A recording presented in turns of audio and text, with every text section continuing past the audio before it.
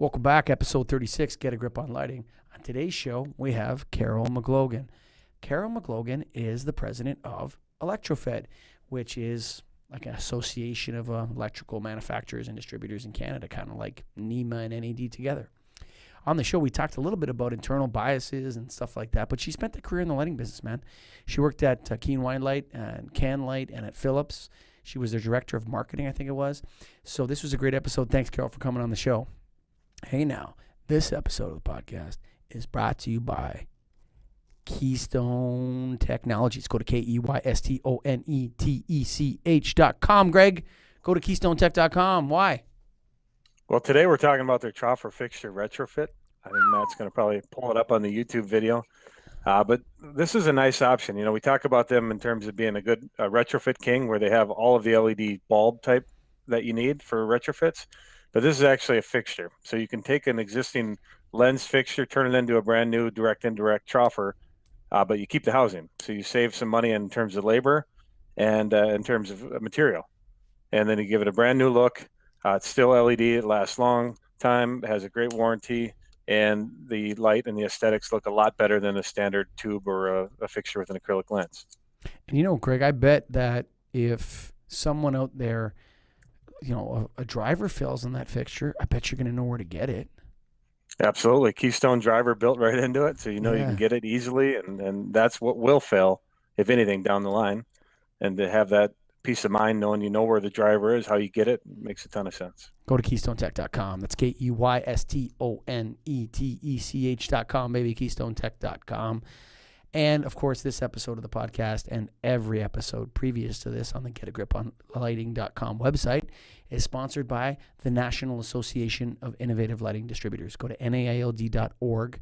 That's nail.org. I know I've said .com in the past. All right, sorry. Nail.org, folks. Go there. Check out our educational programs. Check out joining us. Check out our next convention. Go to NAILD.org. Greg, but for now, we got Carol McGlogan, president of Electro-Fed. Excuse me. We got Carol McGlogan, president of Electro-Fed, on episode 36 of the Get a Grip on Lighting podcast. Welcome to the Get a Grip on Lighting podcast, Carol McGlogan. Thank you. It's great to be here. Say hi to Greg Ehrich. Hi, Greg. Nice to see you. You too, Carol. Thanks for coming in studio. Good to see you. So tell us a little bit about your career in lighting. How did you start off? Well, I started straight out of university. Wasn't on the hit parade while I was in school. I was thinking more about packaged goods and so on because I graduated with a marketing degree. So I came straight out of school and expected to probably move on to a different job because when we were in school, they told us we would be in 5 jobs within the first 10 years. Mm-hmm. And 32 years later, I was still within the same organization, but I had many experiences within all of those years. So for me, I focus more on job experiences, not necessarily moving from company to company. Sure. I think I think sometimes you lose momentum when you move too much too. Right. So Keen Wide Light became Can Light. Yeah, so Keen Wide Light was it was a division of Can Light. So then Can Light was actually the Canadian version of Gen Light. Okay. So we had several brands. We had Lightalier, we had CFI, Keen, Wide Light, Stonco, and it was eventually all marketed under the Can Light brand. And then was Can Light acquired by Philips? Or Gen Light? Gen Light was acquired by Philips. Okay. Yes. Yeah. So that's how you became in marketing at Philips. Yes. So prior to that, it was a range from marketing to channel management, product management, sales management, and then within Philips went back to marketing. So in those posts, so we're kind of curious as to this. So lighting primarily is one of the bastions of masculinity. Mm-hmm. If that's a fair way to put it, Greg, wouldn't you say? Yeah, I would say so. Yeah. So when I started in lighting in 2003, I went to my first conference in 2005, and it was all men. Mm-hmm. Okay, there was a couple women involved in it, particularly on the lamp and ballast sales side. You'd see more on the design side. You'd find more women and stuff like that. But in the lamp and ballast trade, not very many. In your experience as, working as a career in the lighting business, how has that experience changed from when you started till now? And has it improved, or is it the same, or has it gotten worse? I would say that not only in lighting, but in the electrical industry, it certainly has improved. There are a lot more women out there. I definitely was the only female many times, whether it's in meetings, conferences, all of those types of applications, even in training sessions and so on. But now you see more women. And I think when you compare lighting to other parts of the electrical industry, you actually see more women in lighting because of that creative design side, because of the architectural nature of the product, interior design area. That's where you will see more women within that particular segment than, say, calling on the contractors, for example. So I think lighting as a category in electrical tends to have more women, and I think overall lighting and electrical have moved on to have more women within our industry. And you're saying, as far as, what do you attribute the reasons being that there are more women now than there were when you started? I think, well, for one thing, I know that now I'm involved with Electro-Federation, which is an industry association. For our American listeners, it's kind of like NAED for Canada? It's a combination of NAED, NEMA, as well as NEMRA. Okay. We're 3 organizations in one in Canada. And one of the key game changers or issues amongst all electrical manufacturers is talent. Okay. And if you are going to focus on men only, you literally cut off half of your talent pool. Okay. So from that perspective, people have to broaden their horizons in terms of the talent that they're recruiting, in terms of being more diverse and more inclusive overall. Includes women, it includes gender, it includes ethnicity, all of that kind of thing. So individuals are more open. Some companies have active programs to promote women within the organization. And it's also about having more diverse thought. I mean, it's proven that if you have people from different points of view around a table, you tend to come up with better solutions in the long run. So having diverse thought, diverse approaches is going to make companies more successful, and companies are starting to realize that. So I think that's I would say that's more of a driving factor most recently. Mm-hmm. Early on, it just could be the fact that, that as you start to see the trailblazers, 1 or 2 women, within the industry, and if they're also involved in associations, whether it's like the IES, whether it's Electro-Fed or others, and if they're taking leadership positions in those associations, then they're on the podium, people see that there's an opportunity, and you may have some followers from that perspective. See, I would hire the guy or the gal who sold the most light bulbs or who had the most lighting experience. I would say that perhaps I'm unaware of my own biases. Yeah. Okay, perhaps. I would say that you're unaware. And for example, if all you had were a bunch of individuals that were of a certain segment of the population, and that's all that was presenting themselves to you, then you'll always just keep perpetuating. I'm going to give you an particular example. hire. Yep. I'm going to give you an example. So I spoke at a Skills for Change conference. Right. Because I hired a whole bunch of new Canadians into my electrical contracting company, and they crossed their foreign experience over to an Ontario license in my company. Right. And I did it, I think, 15 or 16 times in 2 years. Right. Okay. So they had me speak to different people about this. And then they got mad at me because I wouldn't do it for women. Right. Right? They said to me, okay, now you did it so great for these new Canadian men. Right. We want you to put more women through the electrical contracting trade. And I said, it's not going to happen because we don't have any, I've never had anyone apply for that job. And so they got kind of a little bit like, you were our star and now you're no longer our star because we want you to do this. And I just felt like it wouldn't work. And that maybe that's a bias, but I actually think it's more realistic. If you look at something like the electrical trade, looking at 99% men. Yeah. And so there are areas, I think, that are going to stay masculine, and there are areas that are going to stay predominantly feminine. And should we try to change this in the lighting business, or should we just let individuals flourish where they flourish? Actually, it's interesting. We had a discussion at our recent board meeting. Okay. And it was about diversity and inclusion. And one of our members brought up an interesting process that they have within their organization to overcome biases. Okay. And it wasn't about setting a quota. It wasn't about saying, I want to make sure that we have this percent of this or that or the other. It was about having, so within their organization, when it comes to individuals that are applying for a position, they have to have a certain makeup in terms of diversity within that pool. Okay. And then their panel also needs to be diverse. The outcome is whatever the outcome is. Okay. So the thought is that as long as I give a chance to a population, and as long as I have a diverse population evaluating those individuals, the best person will win.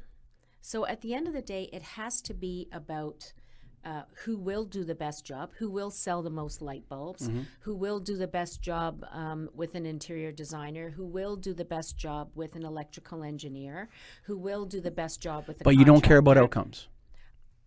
No, because you have a fair process. So I care more okay. about the process, Okay. and then let the outcome select the best individual. Okay. So if you reevaluate what your process is like and make sure that that is fair, then it should come up with the best individual, and that should be where it stands. You also mentioned something, where things will be predominantly more male or more female. That's also about bench strength. When I say bench strength, I mean, is the population even there who even wants that job? Yeah. Right? Like, are there enough For sure. females who even want to be an Like, electrical contractor? hey, Skills for Change was willing to pay me to do this. Yeah. Like willing to pay me, like saying we'll subsidize the wages Yeah. for you to put 10 women through their electrical license. And I just said, you know what, that's not gonna happen, because I've had open jobs, apply for electrical Right. contracting, never once had a woman come in and apply for electrical as an electrical apprentice. So, but if they did, I wouldn't care. Sure, come yeah. on So in. if they did and they met your criteria, then great. Yeah, sure. Yeah. Hit and if hit- you hit the pipe. Yeah. if you have an incentive, then great. Yeah, great, but I'm So- not going to actively seek it out. I want to ask you something. Yeah. So you were quoted as saying, I'm going to just pull up my I quote. hate this. No. I saw it online. Come on, Greggy. Leaders need to be aware of biases and develop strategies and policies for overcoming them. You already jumped right into that. So Yeah. clearly that's Okay. part of your, you're coming from your heart, right? So it's necessary to promote gender parity and inclusiveness. See, I'm okay with, being made aware of biases. I'm okay with developing strategies. I'm not sure, as I've said, I'm not sure about gender parity. I don't know, the parity and is a tough word. I would say it's more about parity in the process. As I go back to that example, it's interesting. We also, within our board, we have a few females within our board. Sure. And there was a board member that says, I think, at some point in time, Electro-Federation should have 50% females, and this is what we should strive for. And it was the females that stood up and said, why should that be? Yeah, You don't have the bench strength. Yeah. So unless you had the bench strength, and unless you also have fair processes where the outcome might happen to be that at the end of the day, Yeah. because of all those other things, then that's fantastic. I find women to be the most critical of this kind of stuff at times. A lot of guys sit back from it and are kind of like, Yes. I'm not opening my mouth, Greg.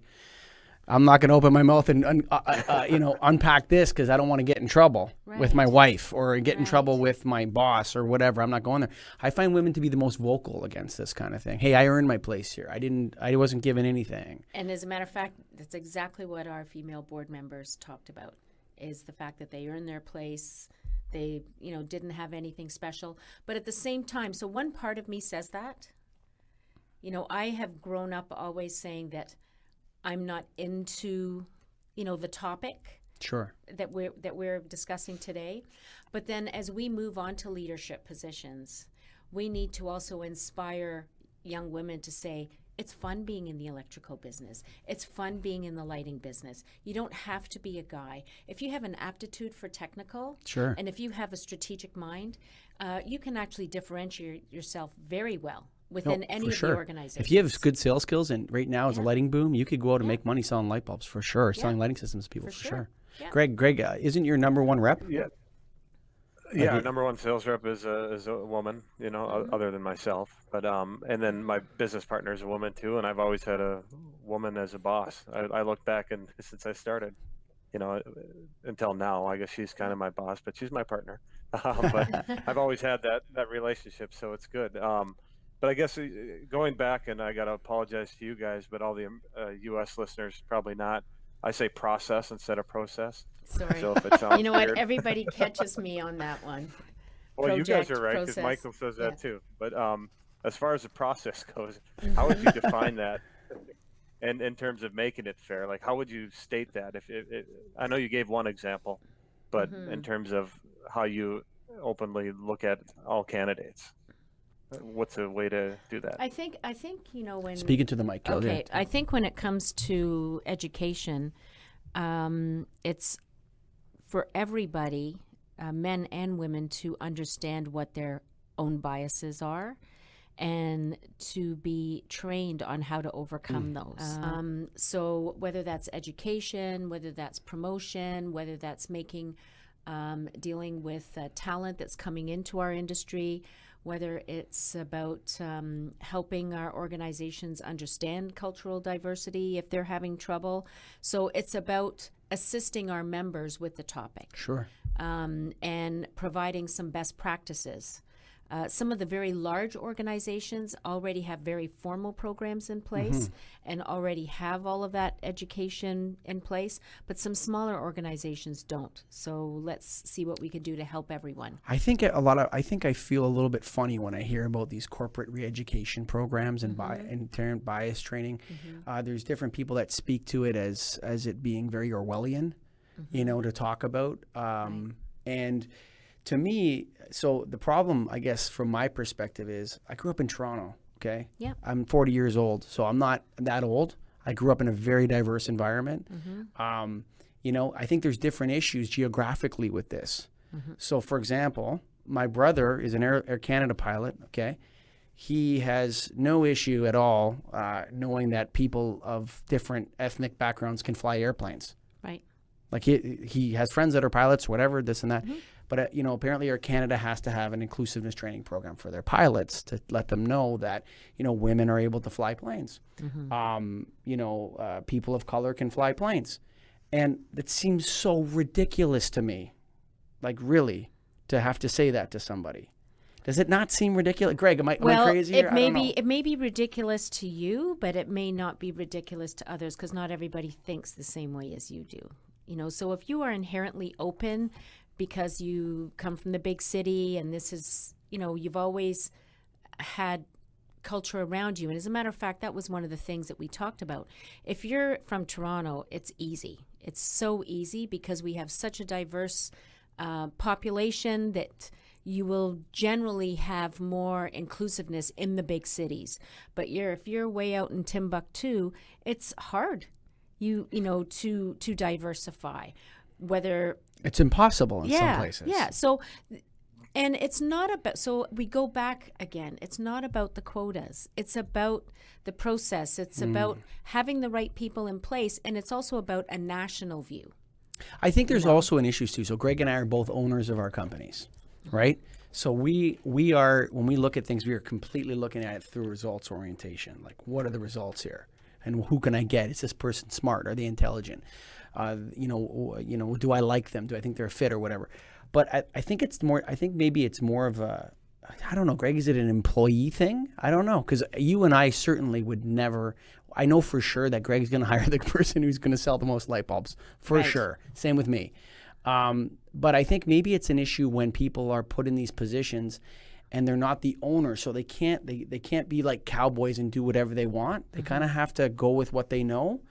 And perhaps when you're in that employee situation, maybe you're more susceptible to this in a larger corporate environment. You want your team to be, you know, you're a stock trader down on Bay Street. You want your team to be a bunch of St. Andrews College boys, which for our U.S. listeners is like a private school in Ontario. You know, I mean, is that what it is? Like, I can't get a touch on this. We'll bring it back down to numbers maybe. Okay. And forgive me if I don't have the years right or so on, but I think it's by 2030, 33% of the population in Canada is going to be from ethnic minorities. So if you are only going to focus on the white male moving forward, now you're only dealing with 67% of the population. No, 33 and a half, because half of them will be women. Yes. Thank you. So you're dealing with... Sorry to correct you. Yeah, no, that's fine. As I said, I'm just... you're dealing with 33.5% of the population. And when it comes to talent, you want the best of the best. Right. So you've already narrowed your pool down. Mm-hmm. And meanwhile, as you have mentioned, there are all sorts of capable people from all types of backgrounds. And you have narrowed your pool down.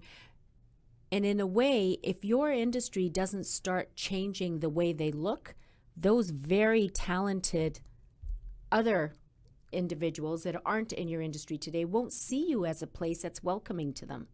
So they will go to the other industries that are more competitive in welcoming them into their space, into their workplaces, and have programs that are available for them to help them assimilate better and to have a better career overall. So you'll be behind the 8 ball, and then now all of a sudden you'll be trying to run and catch up, just because you'll find that you don't have the best. And there's a shortage. So we already know that there's going to be a shortage in the labor pool, let alone how that labor pool is changing, let alone how your customers might be changing. So think about your customer base. If you sat the same way and your customers were all changing, and your competitor, meanwhile, is looking forward and is doing things perhaps before their time and changing how they would look to the outside world, then they are going to be that much more connected to their customer base than your organization. So part of it is about forward planning because of these numbers. And when you speak to executives about numbers, labor pool getting smaller, labor pool looking different, customers looking different, maybe I should start to think different. Maybe I have to put some policies in place to be ahead of this curve versus behind it. And that's what it's all about. And then also, let's not focus so much on, eventually, I always believe that if you have the right process, even when it comes to developing a lighting product, if you have the right process on how to develop that product, you'll get a good product in the end. Having customer feedback, doing your research, doing your homework, and so on. If all of those things are in place, you'll get the right thing in the end. If you just go off the seat of your pants, you're going to have a much higher chance of failing. I started this podcast off the seat of my pants. Well, that's great.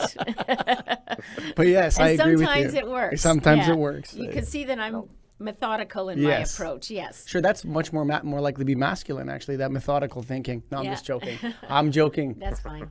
Go ahead, Greg, you were going to say. I might shift gears a little bit on this, but kind of dive it into the marketing of lighting, and that's really where your strong suit, it looks like, has been.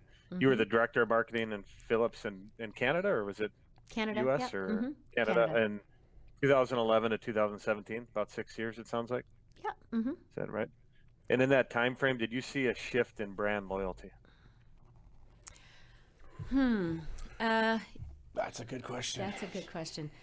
And I would say when it comes to brand loyalty as a general topic, I think people are loyal to your brand as long as your brand continues to deliver.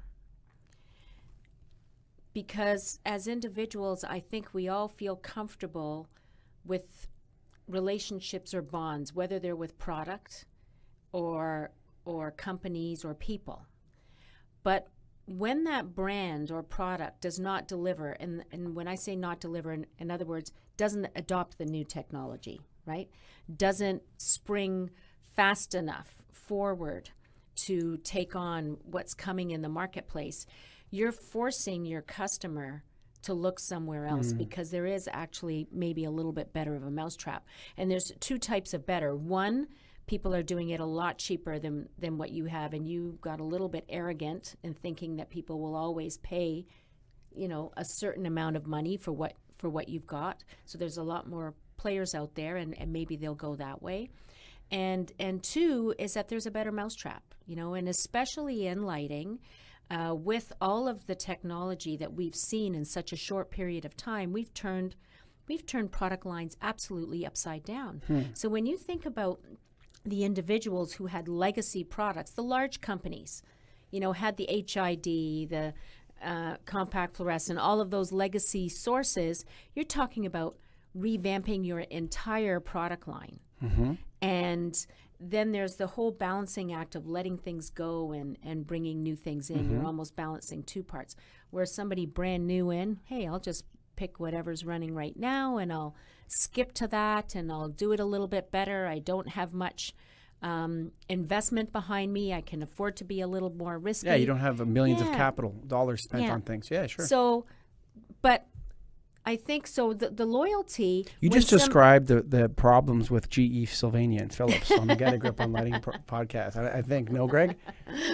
No comment on any of that. Yes, but and you see that time and time again when industries have major technological change. Sure. And I don't think people want to change brands. I think they just do because there are other solutions out there. I think ultimately people would love to stay with the company, the individual, the brand that they feel so comfortable with over the years, as long as they can keep stepping up, right? So do you think if some of these majors, again, not naming names, did they have the right strategy in kind of waiting and seeing how technology plays out? Or if they would have jumped into some of these new technologies quicker, would their brand be stronger today? Oh, hindsight is 20/20. Yeah, if you jumped in and if you were able to, grab all of those opportunities, sure, people would stay on. And I think it's a matter of once you see those new opportunities, how can you take the muscle of the organization that you have and react quick, and bring it to market. One of the things that those big organizations do have is that whole sense of security and comfort from a customer perspective that normally when things come out, it's going to be done well. And you're not going to be dealing with an organization that's not here tomorrow. Right. We have our number one growth area for membership at Electro-Federation are lighting companies. You can't, you walk down here, there's 15 companies in Markham that sell light bulbs. So in the last 5 years. Number one growth coming in, and also when members depart, it's also the number one category because they're in and out. So from a customer perspective, you've got to be careful of the in and outs. Right? Yeah, for sure. Yeah. As Electro-Fed, for sure. Yeah. Well, as a consumer, for sure. Why do we buy one brand versus another? I'm not sure about that one. I don't know if they're going to be there. We know that the LED is going to last forever. Is that company going to last forever? We don't know if either is going to last forever, to be honest with you, Carol. Well, you know what I mean. Yeah, totally though, yes. So a lot longer than a couple of months. Yes. Right. So do you think as a whole brand matters as much in lighting as it used to? I think, I'm a marketer, so yes, brands matter. And they do matter. And there's always the commodity side of the marketplace, and even in the commodity side of the marketplace, it will settle to a couple of brands. Sure. So we had David Nathaniel on the show. Yeah. About 10 episodes ago. Yeah. Okay. So he was really interesting to have on because he was like the upstart. Right. 20 years ago that was getting after Philips and GE and Sylvania and was really the thorn in their side, and he's not going to, but now he's the incumbent. He's the one who has the brand that's getting, he's dealing with the new people that are jumping up and kind of biting a bit of his business out. Right. So it's interesting how these things cycle through and things change and people become incumbents, and then their brand, they develop a brand promise. They develop a following, a group of customers that want to, especially in lighting, I've always found that when it came with replacement bulbs, people always want, if they're happy, they want the same one they got last time. Yes. I want that. Just send me Yeah. the same box. If it was Yeah. Philips last time, I want Philips. If it's standard, I want standard. If it's whatever, those ones worked good for me. Yeah. In the LED world, it's a little. And the other thing too is how do you market in such a disruptive environment? It's so disruptive. Like to me, I look at Philips and they changed their lighting brand to Signify. Like that's so huge to do that. Like. How would if you're the director of we're the director of marketing at Philips, how would you handle such a transition like that, or would you recommend a transition like that? Well, I mean, the Signify as a company actually is maintaining their lighting product brands. Okay, Signify is the organization, not the product. Okay. So Philips will still be out there as a product. Okay. And from what I understand from the notifications I've received, so if I'm not right, it's because I'm outside the circle and not in the circle. So their products, I believe they're maintaining their brand names. It's the company name, and that's challenging for anybody. You know, it's. You've always had the family name, and whether it's your own personal family name and now you're something else. So there's time that you need to take to seed that name and to let people understand what your direction is. When I think about lighting, the whole notion of lighting just providing light is no longer. You know, lighting fixtures are almost information nodes. And data nodes, internal GPS networks. We call that the Matrix on our show. Okay, it's called the Matrix. Yes. Okay. So from that perspective, it's not just about light. It's about something so much bigger. So when you think about something like Signify, that suggests something different. That suggests something else that's going on within the industry. So you can argue all different ways in terms of is it a good decision, is it not, but it is a change and you need to communicate that change properly, and it is a challenge for any marketer. Yeah, for sure. Any marketer. Wow. Any marketer. Now I get, social media and being effective for a lot of consumer products for your personal use, like Facebook and Twitter and this kind of thing. But do you feel it's effective for companies like myself and Michael and lighting companies? Is there an avenue? I know LinkedIn is a good avenue, but is Facebook and Twitter and that makes sense for a lighting distributor to promote on? I think there's been some research on this, and I believe that in the B2B it is LinkedIn, which is the most prevalent. I think when it comes to that, my default is always talk to your customer. Are they getting their information from Facebook? Are they getting their information from Twitter? Is that their primary source? Sure. So connect with them, ask them how they're communicating, where they're getting their info from, and then follow their lead. And I would say that different parts of the population, whether you're an engineer, a lighting designer, an architect, interior designer, or a contractor, they are all different in terms of where they go for their information and what they view as their portal and what they view as well as legitimate. There's a good solid source of information. So follow them. Sounds good. Now, in terms of Electro-Fed, you talked a little bit about it, but the membership has manufacturers, distributors, manufacturing reps, affiliated members, distributor marketing groups. And relating it to the U.S., you said it was like a NAAD and NEMRA. Is that right? NAED, NEMRA, and NEMA all put together. And NEMA all together. Okay.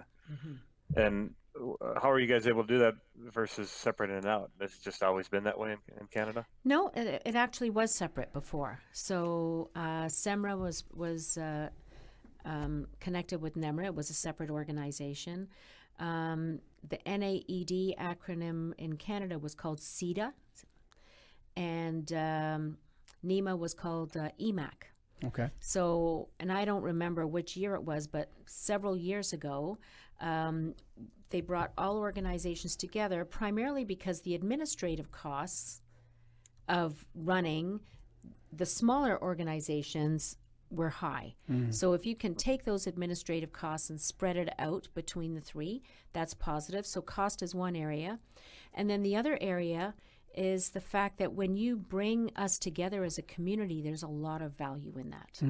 So a lot of times our American friends will take a look at Electro-Fed and say, wow, we never have everybody in the community together.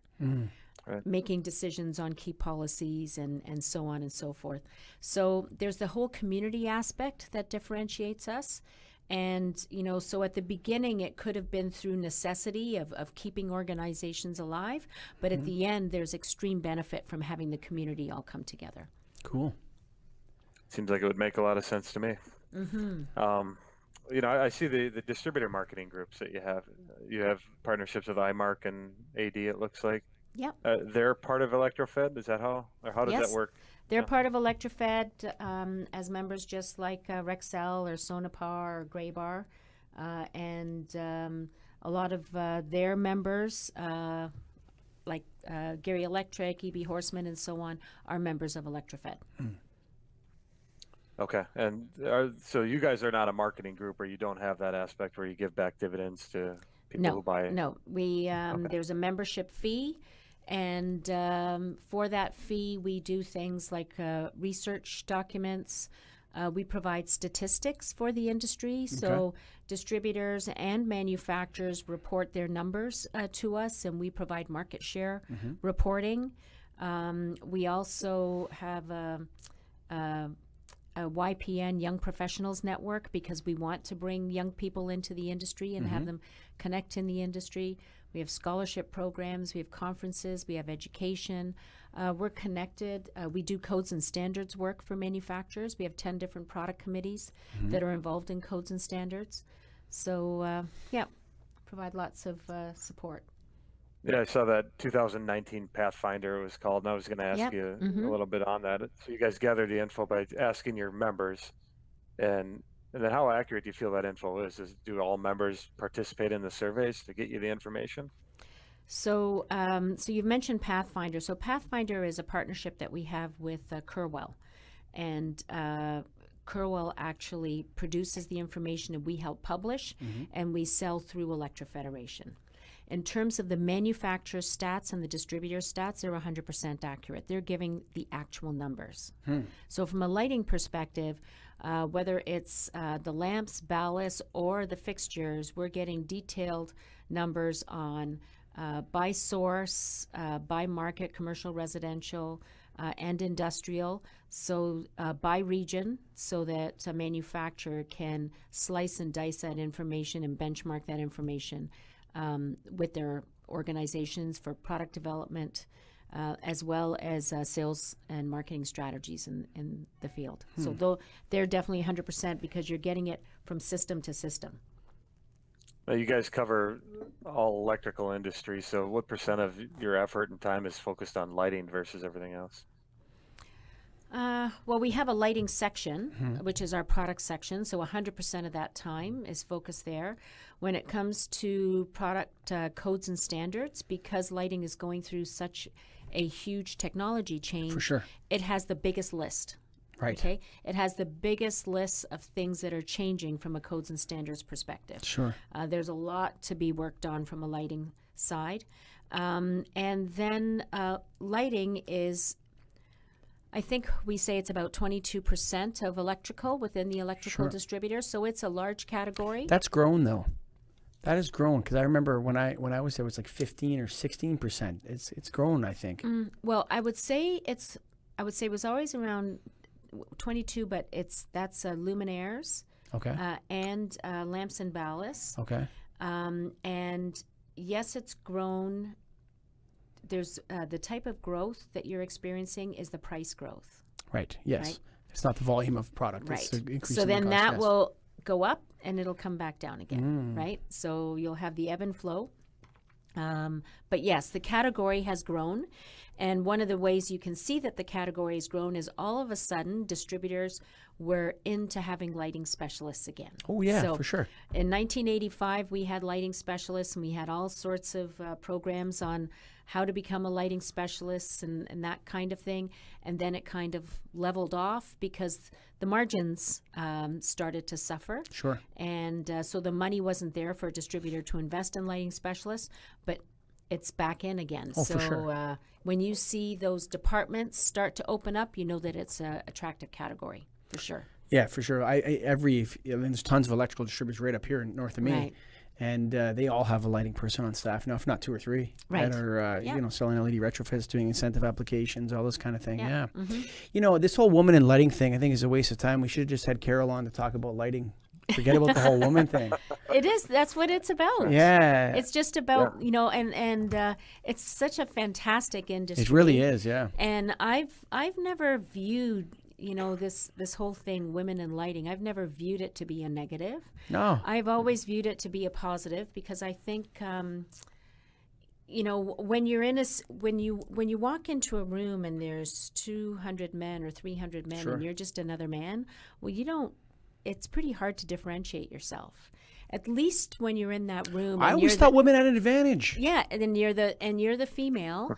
there is a curiosity, right? Sure. But once you start talking, you better perform. Sure. Because there's also a very tight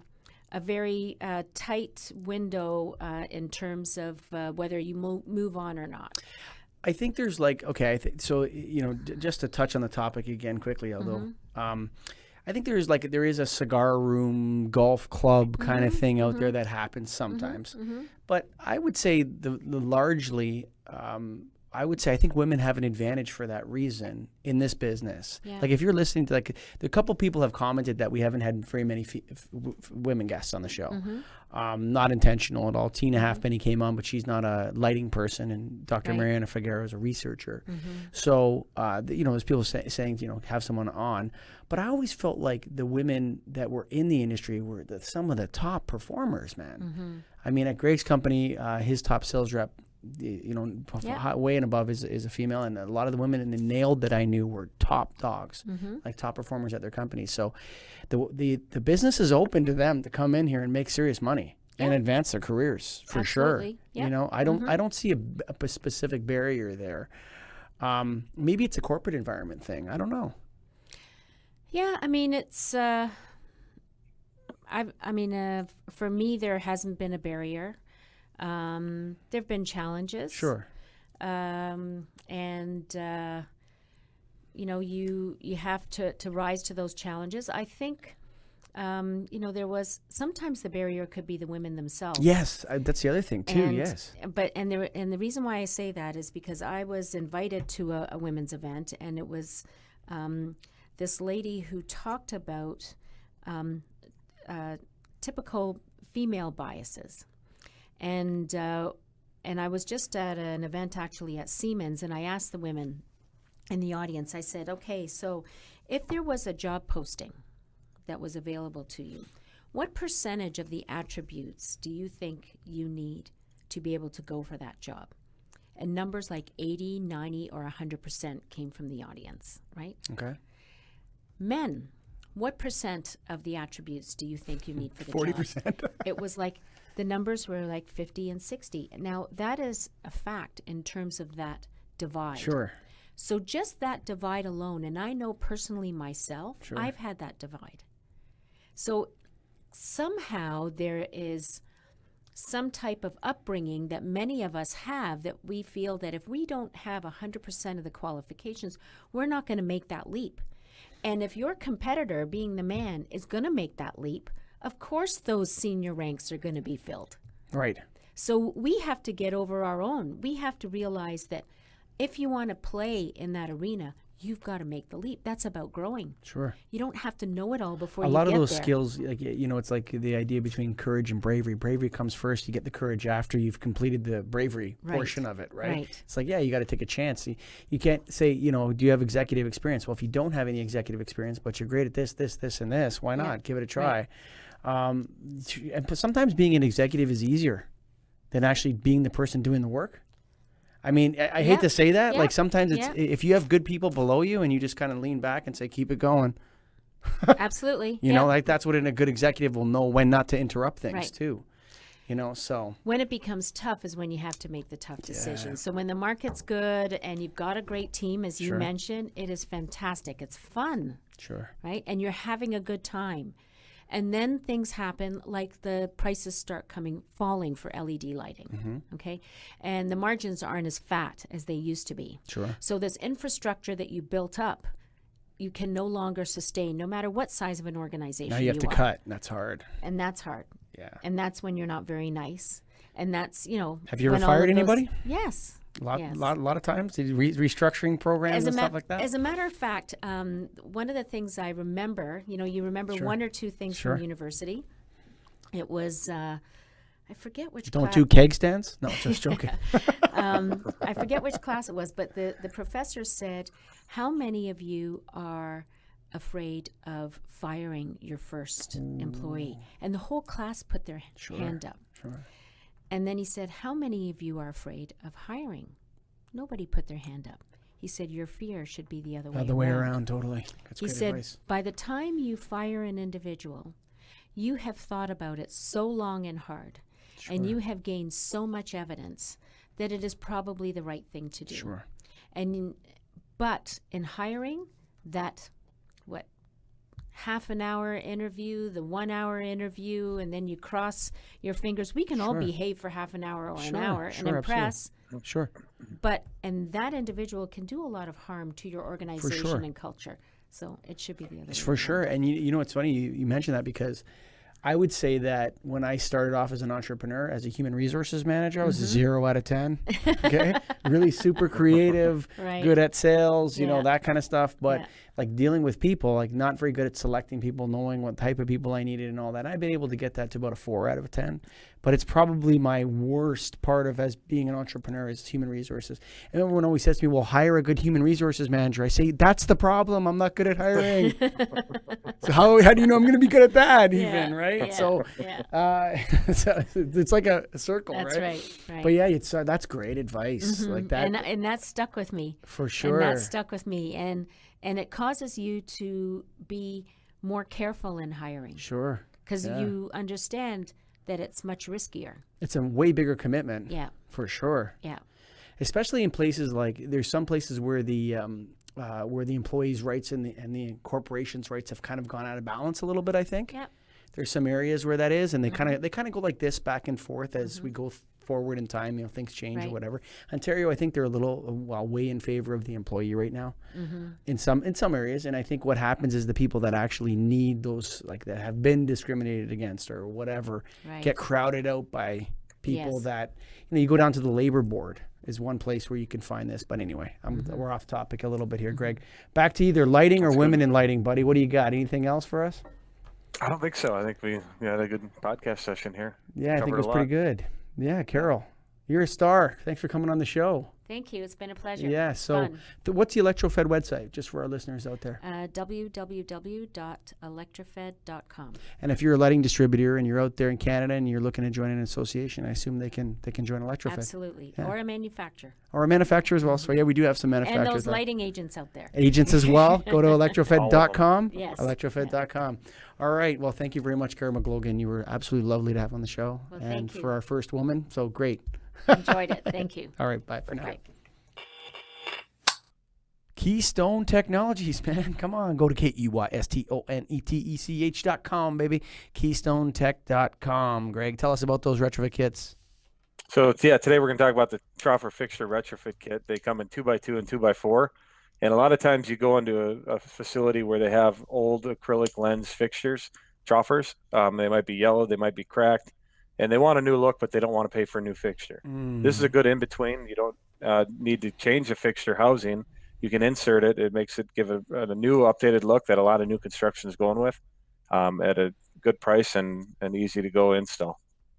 With those yellowed nasty lenses, what a pain in the butt it is to change the lenses, man. If you're doing a retrofit, you got 1,000 fixtures in the building, and 10% of the lenses are cracked. They're different sizes. They're different. One's 24, one's 23 and a quarter by 46 and a half. The other one's different size.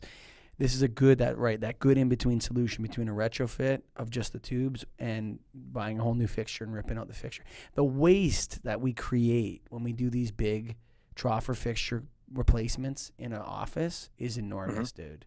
It's such a nasty, messy thing to rip out a 2x4 or a 2x2 and cut those chains and take it all down and disconnect it and all that.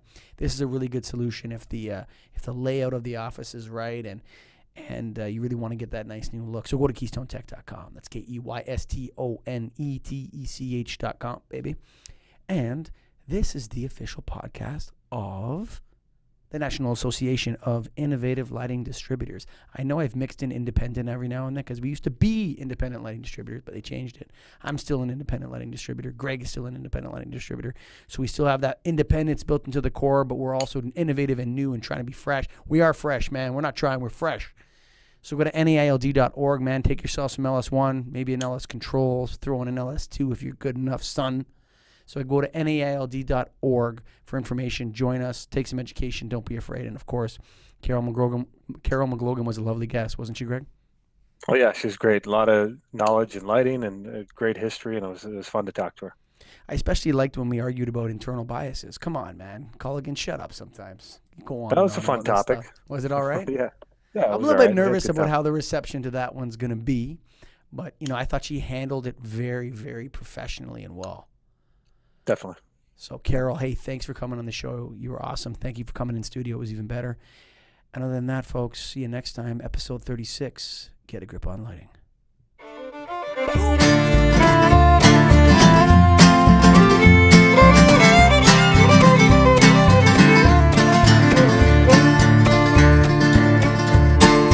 Written on the rectory wall, there's a sign there for all.